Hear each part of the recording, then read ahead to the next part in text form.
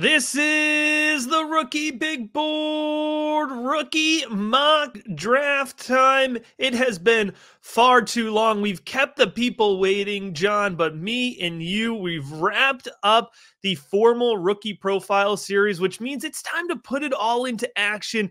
We're going to do a 4-round Superflex PPR, no tight end premium rookie mock draft. Like I said, that analysis that we've been putting out in all the rookie profiles, we want to put it into action here. Without further ado, we're going to jump right into things here. But if folks want more action, more insight, more advice, you can head on over to patreon.com/rookiebigboard. You can check out our rankings. You can get into the Discord community. You can hop on Zoom with me, do a one-on-one draft strategy call, and lots more, again, over at patreon.com/rookiebigboard.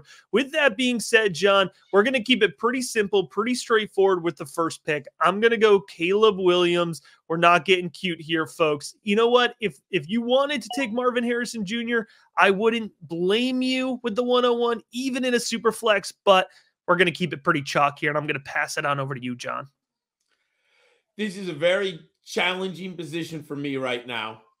I'm going to assume that you have a quarterback challenge if you're picking second. I don't necessarily believe because there's risk here, but I'll take Jaden Daniels for the ceiling and the upside. I just think in a super flex, if you're picking second, you probably need a quarterback, Matt. Wide receivers deep. I can reach for a wide receiver in the second and third rounds. I'll take the upside here with Jaden Daniels. I like that pick a lot, John. That is not the common pick here, which I think is really important. I know you stick to your board. You give actionable advice. And the upside behind Jaden Daniels is absolutely enticing. But I mentioned it. I would consider Marvin Harrison Jr. with the 101, even in a super flex league. You look at the hit rates of quarterbacks. Realistically, it is shaky, right? You have a high-level prospect. No such thing as a can't-miss prospect. But Marvin Harrison Jr. is about as close as you can get. So even on a rebuilding dynasty roster, even if you have quarterback need, I don't blame anybody for taking a little bit of floor and a whole lot of upside with Marvin Harrison Jr. So on to the 104 here for you, John. You have to assume 50% of the quarterbacks are going to bust in the first round. I have a generational talent. I really believe Malik Neighbors is the best wide receiver in this class. I'm going to take him at the 104. I think he's Antonio Brown. I can't pass him up here. His floor is too high. That is huge. Malik Neighbors making it into the top 4 picks. It's not consensus. It's not chalk. But, John, I'll tell you, even in the Rookie Big Board Discord, I get this question a lot. You know, I want to take Malik Neighbors over Marvin Harrison Jr. Is that okay? I wouldn't do it. But you're absolutely within the realm of reasonability to go up and take Malik Neighbors in the top 4 picks. But, man, that creates some really fantastic value. So I would be thrilled in a super flex league if I'm sitting there at 105 and I could get Drake May. I do feel like he's the one being forgotten about. You got to eat your vegetables a little bit with Drake May. He's not the flashiest guy, but he's got the arm. He's got the mobility. Of course, it's going to be about landing spot and getting coached up. But at 105, that's a really good value point there for the North Carolina quarterback. I clearly thought about Drake May, but I'm looking at the floor, and in super flex, it could be dangerous. So that's why I took Neighbors. This next one, I think we have Larry Fitzgerald and AJ Green. I'm not passing up Rome Odunze. I'm sorry. I just think he's incredible floor, incredible ceiling.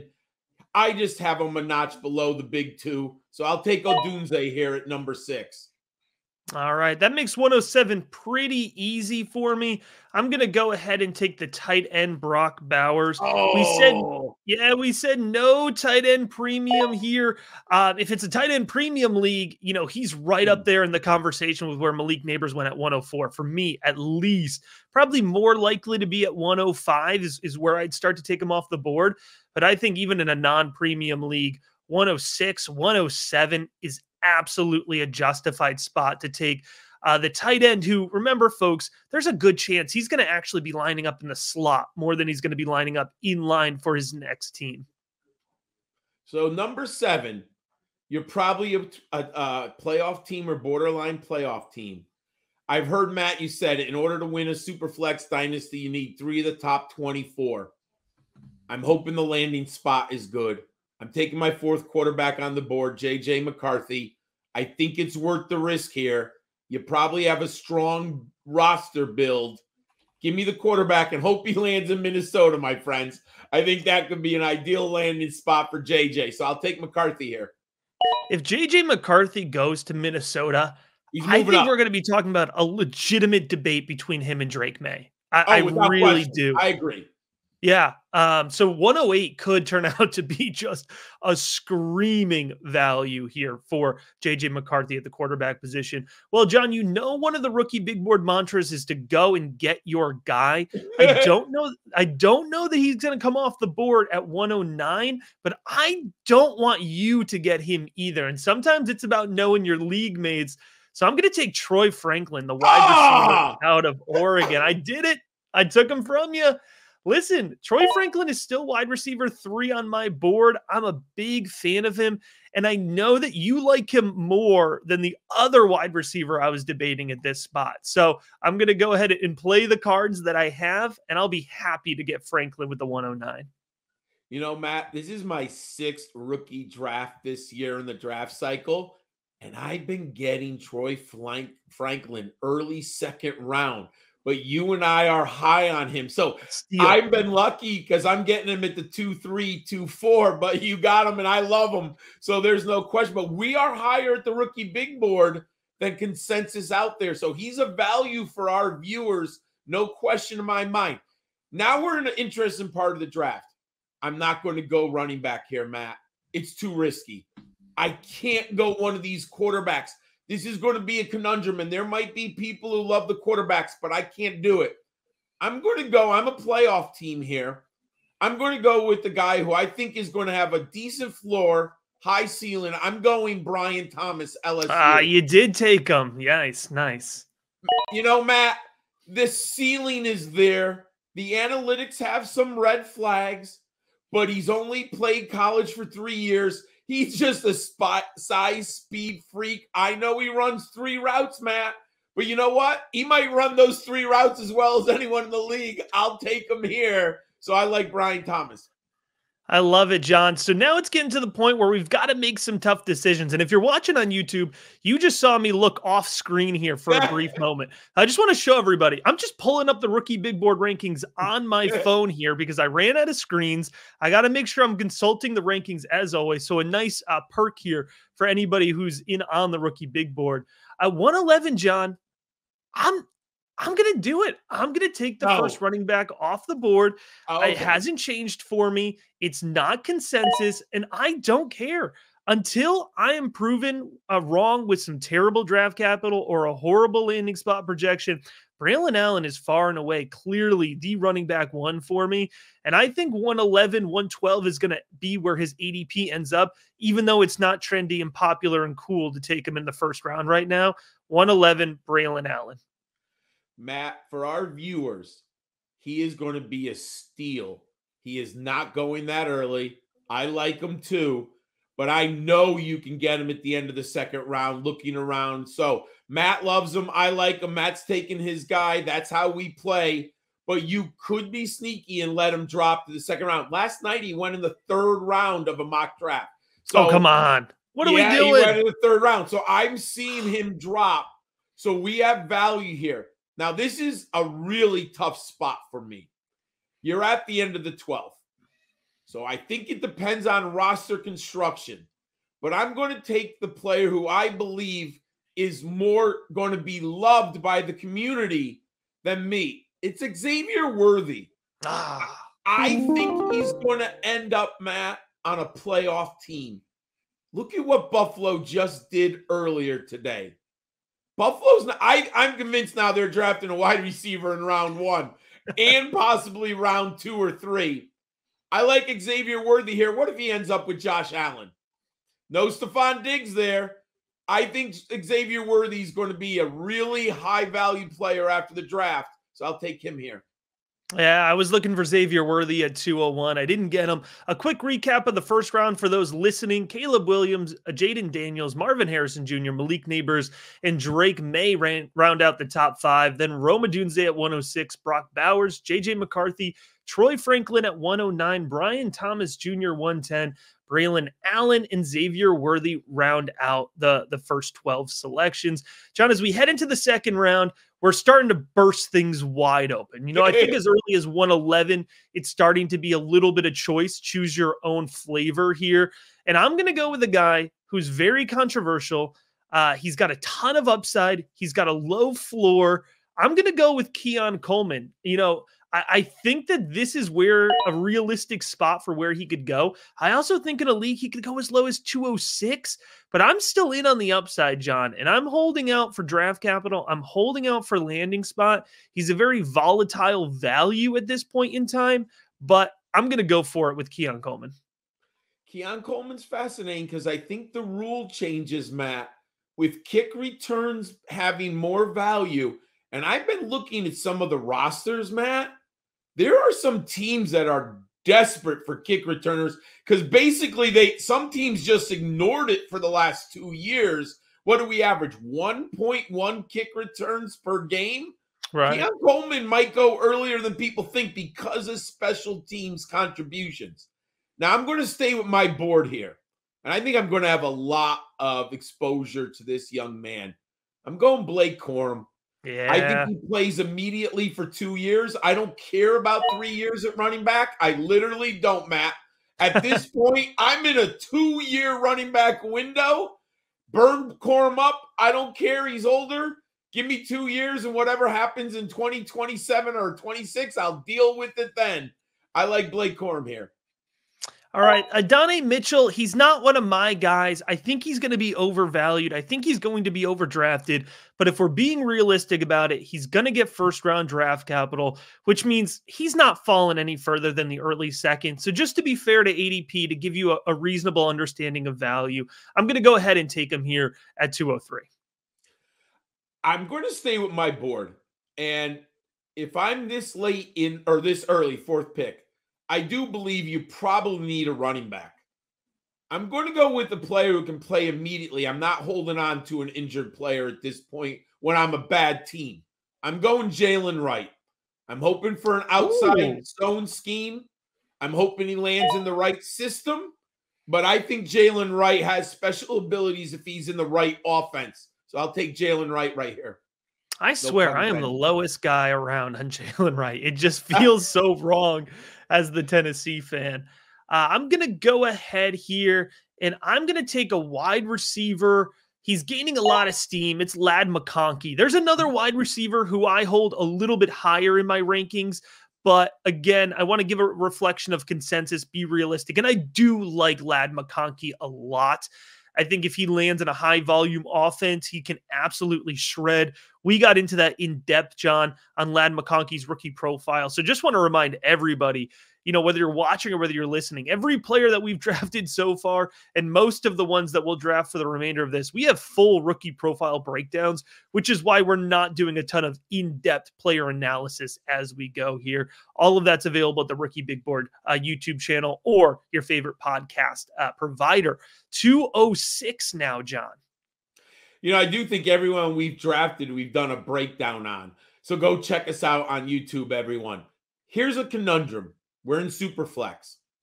There's 2 possible quarterbacks in the first round. Was he going to do it? I'm not sure if I believe the hype, and I don't have first round grades, but it doesn't matter. Quarterbacks go in the first round. They should be drafted. I'm going to hope he ends up in Denver. I'm going Bo Nix of Oregon here. I think the value, if he's a first round, that's the number 12 pick overall, I'll take the quarterback mid-second round.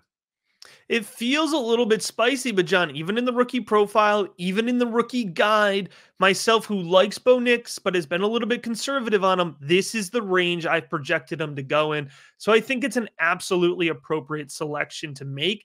I'm going to go back to the wide receiver. Well, I mentioned there was another wide receiver that I had in a very similar similar range to Ladd McConkey, and that's Roman Wilson, the wide receiver out of Michigan. I think he's going to go higher than a lot of folks expect. He's going to get some really nice draft capital. He can separate. He's got good hands. His ADP is probably more in the third round right now, but I expect it'll land in this mid to late second round range. Another spot that's challenging. I have a running back I like very much, and I have a quarterback, but I'm going to assume this team took a quarterback already. So I'm not going to go quarterback here. I'm going to go Jonathan Brooks. I do think he's going to go in the second round. There's rumors about Dallas. I'm a playoff team, so I might be able to hold on to him if he's on the PUP list. I'm okay with Jonathan Brooks here. If I'm a non-playoff team, I need a running back immediately. But I can take Brooks here, so I like him. What are we, pick 7 or 8 in this round, Matt? 208. Brooks has gone off at 208. That's a nice value here, 208.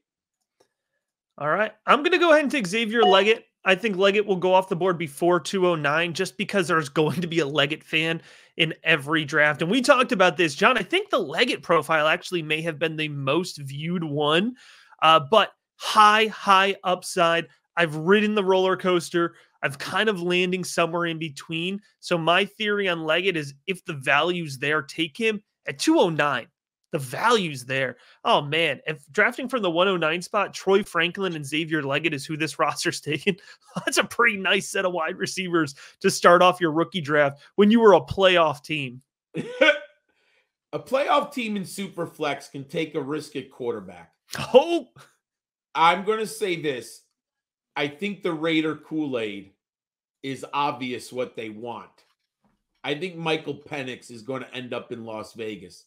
I can't imagine them going into the season with freaking Aiden O'Connell and that depth chart. I'll take Michael Penix and hope he lands with Adams. So I'll take Michael Penix there. All right, 211, I'm going to take my medicine again, just try to keep the draft, reflective of what rookie drafts can be. I feel like we let Trey Benson fall further than most would. Neither one of us are fans of Trey Benson. I struggle with his vision, but there's plenty of folks who have Trey Benson as running back 1 or in their top 3 running backs. He's not going to make it to the third round of rookie drafts, so we'll go ahead and take him here at 211. I'm a playoff team. I'm picking 12th.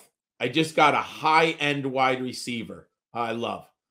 I like to build depth at positions in Superflex. Matt and I always believe, go get your guy. I'm going Javon Baker right here.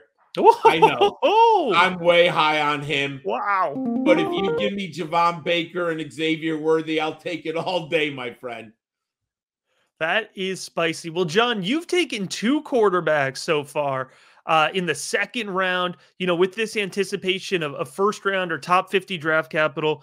And I'm going to take my guy now. I think Spencer Rattler is going to go higher than most folks expect. I'm on record here that I think only 4 quarterbacks go in the first round. I don't think Nix goes. I don't think Penix goes. But if a team is willing to trade up into the late 20s to get that 5th year of the contract, I think it's actually Spencer Rattler that a team could go for. So 301 could seem like an absolute value a month from now, or I could just be completely out of my mind. But regardless, I like the tools, and I promise you, the NFL likes him better than you think the NFL likes him. Not you, John, but everybody in general. 302. My friends, if you want to see Spencer Rattler join the rookie big board team, only subscribers have the video breakdown for Spencer Rattler. So go check it out, Matt and I think we did that 3 weeks ago. I forget the exact date. I'm going to go off my board because I think the value at running back is in the second and third round. I'm going to go the higher running back that I have available. It's Marshawn Lloyd. I like Marshawn Lloyd here. I think if I get him in the third round and he has the right landing spot, I'll take him. I think he can play from day one. Yep, Marshawn Lloyd was exactly the player that I was going for. But I'm going to pivot. I'm going to head down the tight end route, John, because I think Jatavion Sanders at 303 is a huge value. We would be talking about Sanders so much more if Brock Bowers wasn't in this class because he's athletic, because he's a great pass catcher. Now, John, this roster, team 3 that we're drafting for, Marvin Harrison Jr., Adonai Mitchell, Jatavion Sanders. I mean, folks, There is so much value even as we're getting into the third round. This is why we say all year long, trade for second round picks, trade for third round picks. This time of year is no different. I'm going to go to my board again. I'm trying to stay loyal. Now, sometimes I bump guys up. I like my guys. But my highest ranked wide receiver, my highest ranked player left is Ricky Pearsall. I think he's going in the second round. I've really grown to like Ricky Pearsall. I love him in the third round, Matt. He's just sitting there all the time around this middle of the third round. I'll take him all day. I like Pearsall a ton. Just getting sniped back and forth by John in this round here. This is a tough look. All right, so you know what? If we're going to go ahead and get our guys, there's two running backs that you know are my guys. And one of them is actually, I've seen him consistently going in the mid to late third round of rookie drafts. Not every rookie draft, but his name is catching on. Folks are starting to get in on him. So I'm going to go ahead and I'm going to take Isaiah Davis out of South Dakota. I'm on record. I think he's an early day 3 draft pick. And so I think the mid third round is going to be a really good spot for him. Folks, if you're not watching the FCS film, you have a treat ahead for you. Go ahead, flip on some Isaiah Davis. He's a really fun player. And another guy, John, that has a rookie profile for our patrons. I'm going to go with I thought you were going to take my guy. That's why I said, a player who is getting overlooked, and I'm starting to, it's because the other backs have fallen below him. I'm going Will Shipley. I think the NFL is going to like Will Shipley much more than people expect. Clemson pedigree, 1,000-yard runner right out of the gate, pass catcher extraordinaire, goal line back. Not the best inside runner. I get it. But everyone, I really do. I think the NFL likes Shipley a lot from the tea leaves. I think he's going in round 3. So I'm going to take Will Shipley here. All right. I'm going to go ahead. I'm going to go back to the wide receiver well, and I'm going to take Jalen McMillan. You know, I'm not sure that. Yeah, I know. I took him from you. There you go. I'm not sure that McMillan has the best, long-term upside out of the class. But in the third round, this feels like a nice double off the wall, right? You're just kind of, it's a safe pick. You can put him into your flex spot. And in the right system, he absolutely could eat, but probably more of like a 70 to 80 target guy, 4 to 5 touchdown guy. But I think it's a really nice spot to get here at 307. And that puts you on the clock, John, at 308. I'm looking at my board, and I might be drinking the Kool-Aid, but Matt and I just did another video. Go check it out. I like Malik Washington too much, Matt. Oh, no. I will take him here. I think he's a PPR slot monster. I think his ceiling is 70 receptions, 900 yards, 5 or 6 touchdowns as a flex or fourth receiver. I'm very happy with that. I like Malik Washington a lot. A man of the people. The Rookie Big Board Discord has absolutely adopted Malik Washington. I got to tell you, we had rave feedback that he was the featured player last week. So John is a man of the people, taking Malik Washington at 308. I thought I might be able to sneak him a little bit later. 309, we're going to go back to taking our medicine just to make sure all of our viewers or listeners have a realistic idea of what's going on.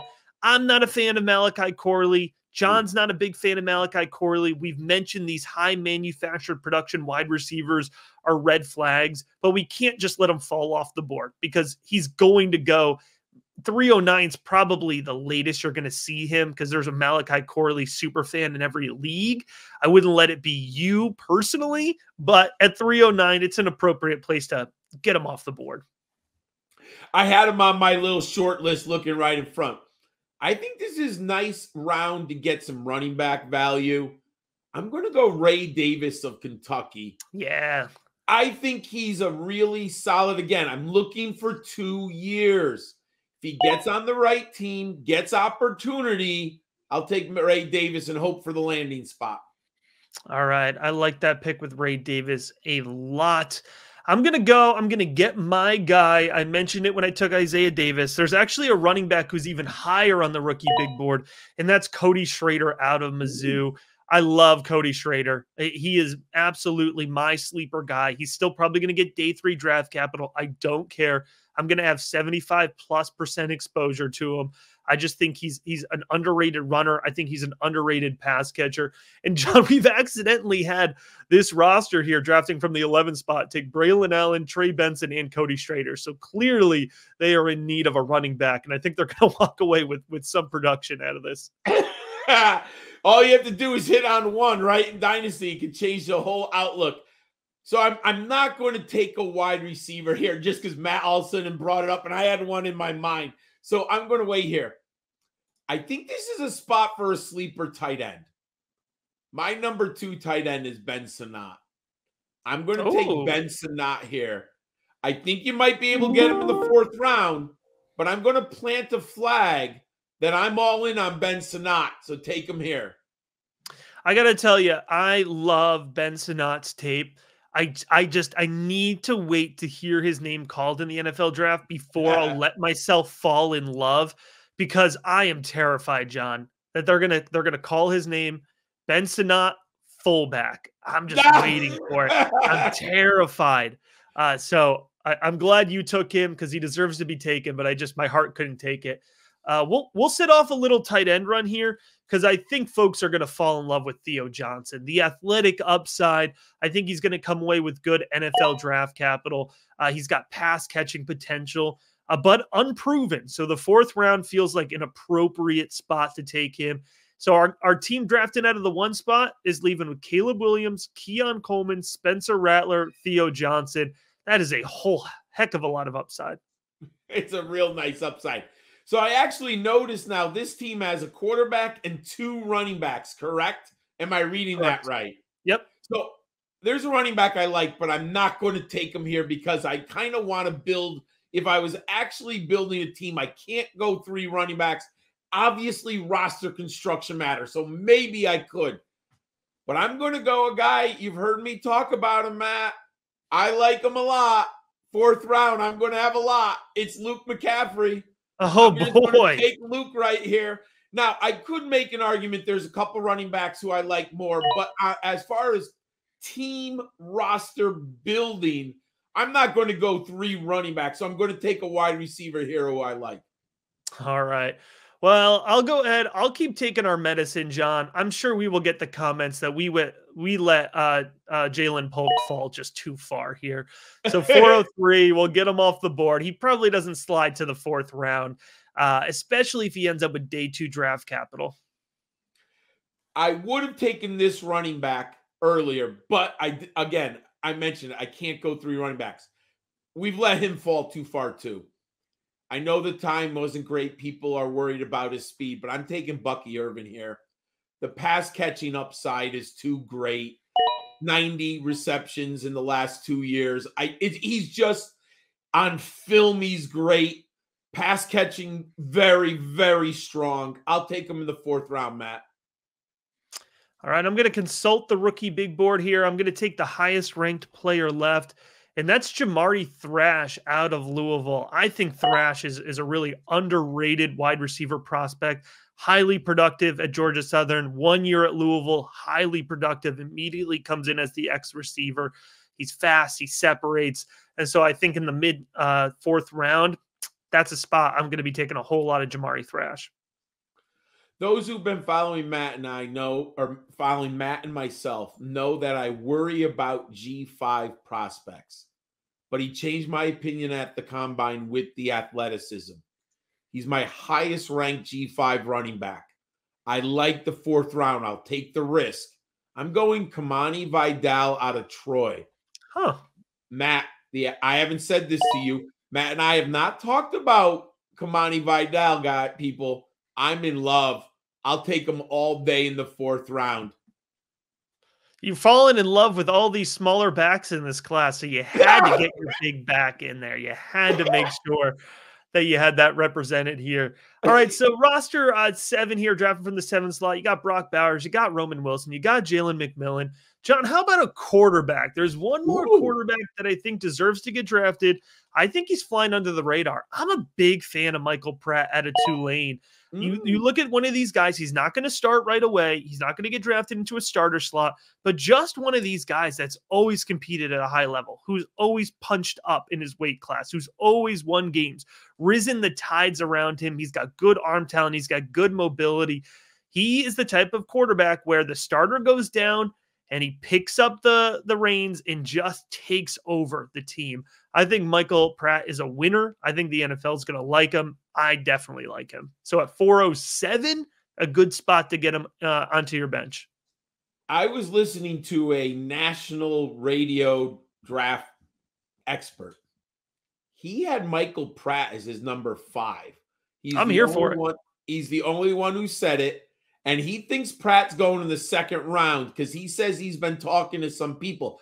I don't have him now. I have him as a 3rd round pick. I'm a tough grader. But Matt, it might end up as a real nice value here in the 4th round. And landing spot will tell us eventually what the NFL thinks of Michael Pratt. But I'm hearing a little birdie out there here and there about Pratt. So you might not be wrong on this one. I find it interesting. I'm going to go on my board because we're in the 4th round, and I'm not as interested in position as I am interested in talent that might get targets or opportunity. I'm going Brendan Rice here. There are a lot of national media people. I'm not as high on him as others, but he's the highest guy on my board. And I think there's a good value here because there's a lot of national media people who like Brendan Rice more than I do and my model does. I tried to get John to draft Tez Walker. He wouldn't do it. Oh, I missed. Oh. You're right. He was playing chicken with me here. So we got to take Tez Walker off the board at 409. You know what I did, Matt? Mentally, I blocked him out of my. You're right. After our video breakdown, I have just now almost taken him off my board. Oh my God, I'm just not ready. I can't do it right now. I'm going to go running back who doesn't make a lot of sense, but I think we've let him fall too long. Audric Estime. If you can get him late 4th round, I mean, his pro day was better than his combine. He's a big back. The NFL, there will be a team, I think, that likes him early day 3. So I'll go Estime here, and maybe he gets the goal line touches down the road somewhere. This is the toughest pick of the draft for me. I'm consulting the big board because there's 6 guys. There's like 6 guys here that I just want to give a shout out to, like a name to watch that could sneak in. And so I don't know, like this isn't the highest name on my board, but it's somebody who we haven't talked about a lot. We will talk about him in one of our sleeper episodes, but I think Ainias Smith out of Texas A&M has a ton of upside. He's super athletic. He works very well out of the slot. John, you mentioned earlier a guy who could make a roster off of special teams. Ainias Smith is absolutely that guy. If it wasn't for a few injuries that have limited his game film and his total production in college, I think we'd be talking a lot more about Ainias Smith. So I want to make sure he gets some credit here. We'll take him off the board at 411. I'm in an interesting spot. So I'm going to take one sleeper, and I think this is a great value pick. I'm going Dylan Lobby of New Hampshire. The family pick. The reason why I'm going to go, they've asked him to run wide receiver routes at the combine, and people have been talking about him.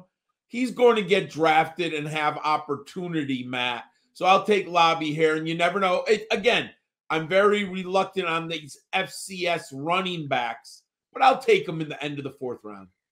All right, there you have it. 48 picks, Superflex, PPR, no tight end premium.